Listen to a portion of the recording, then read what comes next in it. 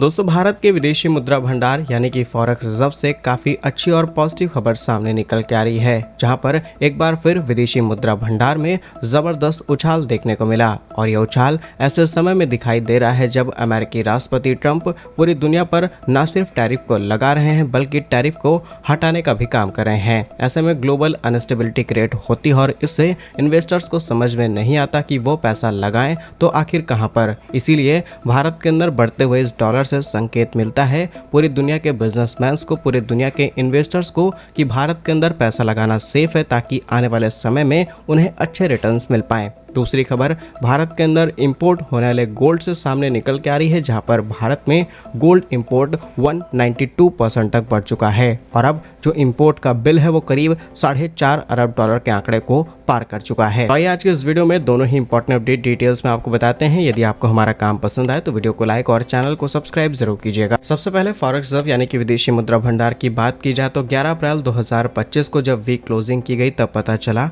कि भारत के विदेशी मुद्रा भंडार में 1.567 बिलियन US डॉलर की वृद्धि देखी गई, जिसके बाद भारत का विदेशी मुद्रा भंडार इस समय 677.835 बिलियन US डॉलर तक पहुंच गया है। यह जानकारी रिजर्व बैंक ऑफ इंडिया के साप्ताहिक आंकड़ों के आधार पर अलग अलग न्यूज आर्टिकल ने प्रिंट की और यह लगातार 6 सप्ताह में दिखाई देने वाली जबरदस्त ग्रोथ है जब भंडार में वृद्धि दर्ज की गई। इससे पहले 4 अप्रैल 2025 को जब वीक क्लोजिंग हुई तब विदेशी मुद्रा भंडार में 10 अरब डॉलर की वृद्धि देखी गई और उस समय विदेशी मुद्रा भंडार 676 अरब डॉलर के आंकड़े को पार कर चुका था, जो कि बीते 5 महीनों में उच्चतम स्तर पर था। लेकिन 2024 में हमारा यह आंकड़ा 700 के आसपास था। लेकिन फिर भी ट्रंप के आने के बाद, टैरिफ लगाने के बाद पूरी दुनिया में जहाँ डिक्लाइन देखने को मिल रहा है, वहीं पर IMF जैसे बड़े संस्थान ये प्रेडिक्ट करने में लगे हुए हैं कि भारत की जो ग्रोथ रेट है वो आगे आने वाले 2 से 3 सालों में 6% रहेगी या फिर 7% या फिर 8%। लेकिन कोई भी डेटा 6.5% से नीचे की ग्रोथ भारत को नहीं दिखाता।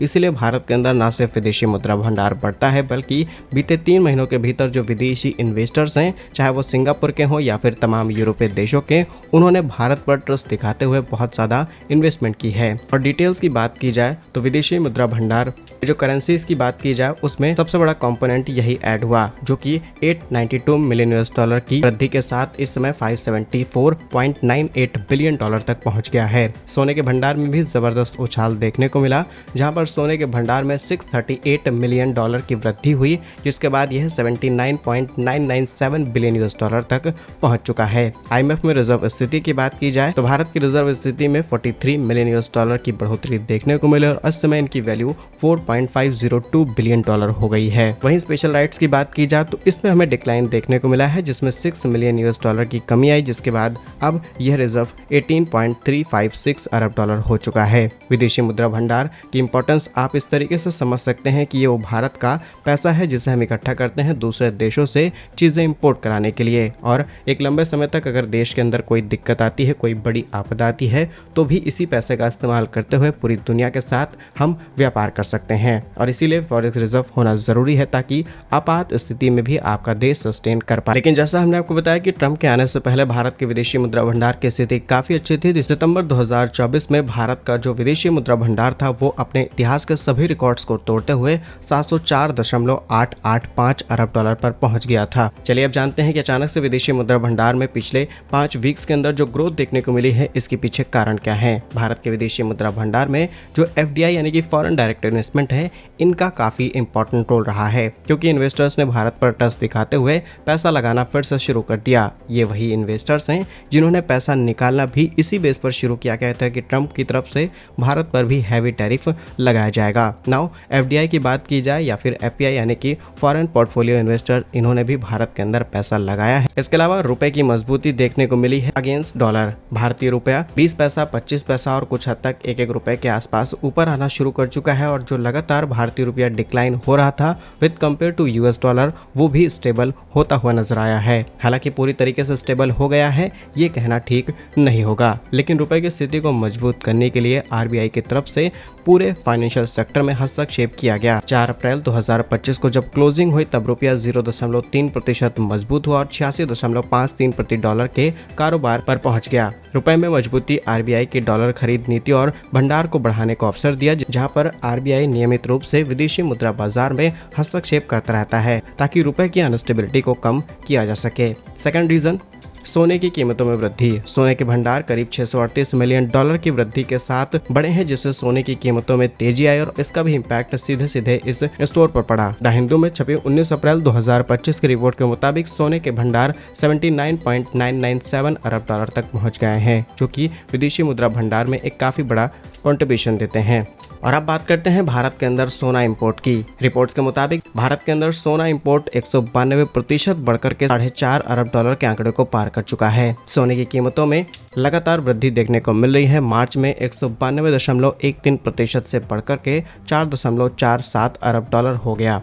कॉमर्स मिनिस्ट्री के आंकड़ों के मुताबिक जनवरी 2024 में सोने की इंपोर्ट करीब 1.53 अरब डॉलर के आसपास रहा। वित्तीय वर्ष 2024 और 25 में कुल मिलाकर के 27.27% बढ़कर के 58 बिलियन यूएस डॉलर पहुंच चुका है। 23 और 24 में यह आंकड़ा 45 बिलियन यूएस डॉलर के आसपास था। और लगातार भारत के अंदर हो रहे गोल्ड इंपोर्ट से एक और चीज सामने निकल के आती है, जिसमें पता चलता है कि जो इन्वेस्टर्स हैं वो इसकी कीमतों पर भरोसा मजबूत कर रहे हैं, क्योंकि यह एक सुरक्षित संपत्ति है। वैश्विक आर्थिक ग्लोबल अनस्टेबिलिटी के चलते भारत के अंदर पैसा लगाना और गोल्ड इंपोर्ट इसका एक बड़ा कारण बताया जा रहा है। लगातार जितने भी बड़े बड़े बैंक्स हैं उन्होंने अलग अलग राइट्स की जगह पर गोल्ड खरीदना शुरू कर दिया है। अपनी जो संपत्ति है उसको रिप्लेस किया जा रहा है गोल्ड से, और इसकी वजह से गोल्ड की मांग बढ़ चुकी है और गोल्ड की प्राइस भी बहुत ज्यादा बढ़ चुकी है। रिपोर्ट्स के मुताबिक राजधानी में 17 अप्रैल तक सोने की कीमतें 70 रुपए बढ़कर के 98,170 रुपए प्रति 10 ग्राम के रिकॉर्ड्स पर पहुंच गई, जिसे हम 1 तोला कहते हैं। वहीं इसके पीछे एक और बड़ा कारण बताया जाता है कि डॉलर का कमजोर होना। ट्रम्प की टैरिफ नीति की वजह से कई 100 पॉइंट डॉलर नीचे टूटा है, जिससे भी दुनिया के अंदर इस गोल्ड इंपोर्ट पर इम्पैक्ट पड़ा, क्योंकि जिस तरीके से डॉलर टूटा है इससे लोगों को भरोसा नहीं रहा कि हो सकता है ट्रम्प किसी और तरीके का टैरिफ लगा दें और डॉलर और ज्यादा टूट जाए। और आज के समय में चाहे गरीब देश हो या फिर अमीर देश, अपने विदेशी मुद्रा भंडार में डॉलर को इंपॉर्टेंस देते हैं, क्योंकि डॉलर एक ऐसी करेंसी है जो ग्लोबली एक्सेप्ट की जाती है। दुनिया भर के जो इंटरनेशनल पेमेंट गेटवेज हैं वहां पर डॉलर को एक्सेप्ट किया जाता है। दैट मीन्स कि आप डॉलर को नजरअंदाज नहीं कर सकते, और इस वजह से भी लोगों ने गोल्ड पर ट्रस्ट दिखाना शुरू किया। रिपोर्ट्स के मुताबिक चांदी की कीमतों में भी काफी अच्छा उछाल देखने को मिला है। चांदी की कीमतों में 1400 रुपए की गिरावट सिर्फ 2 दिनों में देखने को मिली, लेकिन उससे पहले चांदी काफी अच्छे प्राइस पर लीड कर रही थी, क्योंकि इस समय कीमतें 98,000 प्रति किलोग्राम के आसपास हैं। लेकिन कुछ समय पहले ही ये 99,400 रुपए पहुंच गई थी, यानी कि सिर्फ 600 रुपए कम, लगभग 1 लाख रुपए प्रति किलो। और सिल्वर की इन्हीं प्राइस के अनस्टेबिलिटी के चलते भारत के अंदर चांदी का इम्पोर्ट कम हुआ है, जो कि मार्च में 85.4% से घट करके 11.93 करोड़ डॉलर रह गया। और अब सबका ट्रस्ट गोल्ड पर बढ़ चुका है। बाकी क्या कुछ कहना है आपका इन दोनों ही खबरों पर कमेंट्स में जरूर बताइए। भारत कैसे ही वीडियोस पाने के लिए वीडियो को लाइक, चैनल को सब्सक्राइब जरूर कीजिए। वंदे मातरम, भारत माता की जय।